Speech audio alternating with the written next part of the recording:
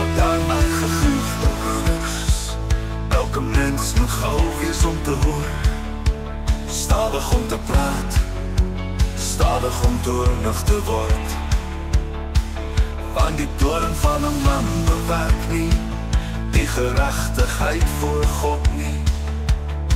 Daarom doen afstand van alle vuiligheid en oorvloed van boosheid, en ontvang met sagmoedigheid die ingeplante woord wat bestaat, dis om julle siele te red.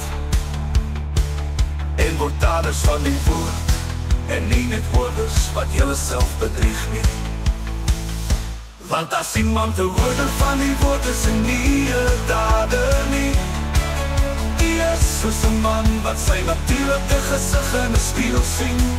Want hy sien homself en gaan weg en vergeet dadelik hoe hy gelyk het. Maar hy wat diep insien in die volmaakte wet van die vryheid en daarby bly hy sal, omdat hy nie 'n vergeetachtige hoorder is nie, maar 'n dader van die werk, gelukkig wees in wat hy doen.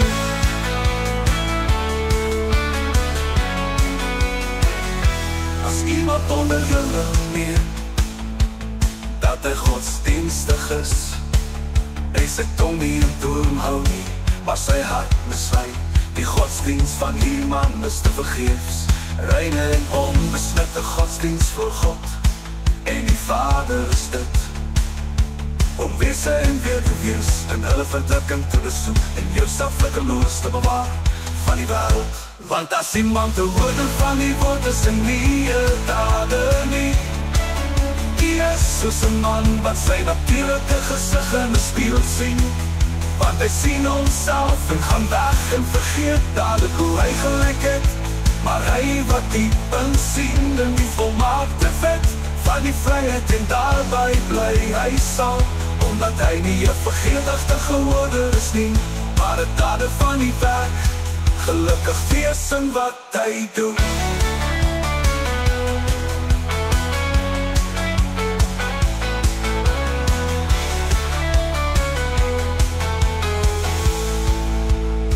As iemand onder julle meen dat hy godsdienstig is, hy sy tong nie in toom hou nie, maar sy hart mislei.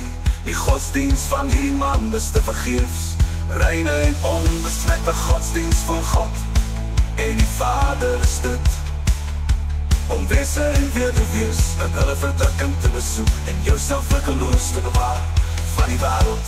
Want as iemand 'n hoorder van die woord is en nie 'n dader nie, die is soos 'n man wat sy natuurlike gesig in 'n spieël sien. Want hy sien homself en gaan weg en vergeet dadelik hoe hy gelyk het. Maar hy wat diep insien in die volmaakte wet van die vryheid en daarby bly hy sal, omdat hy nie 'n vergeetachtige hoorder is nie, maar 'n dader van die werk, gelukkig wees in wat hy doen.